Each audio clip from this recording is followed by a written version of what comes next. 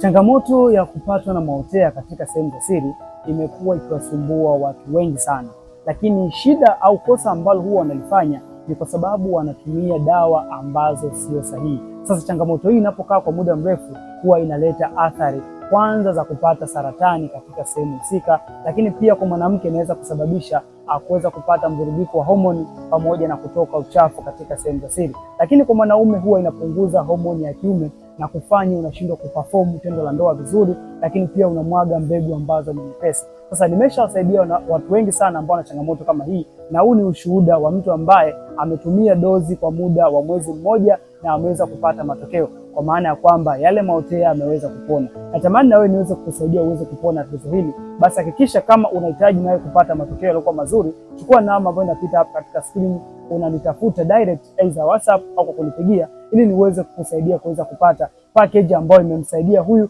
na iweze kukusaidia kuweza kupona changamoto hiyo. Karibu sana.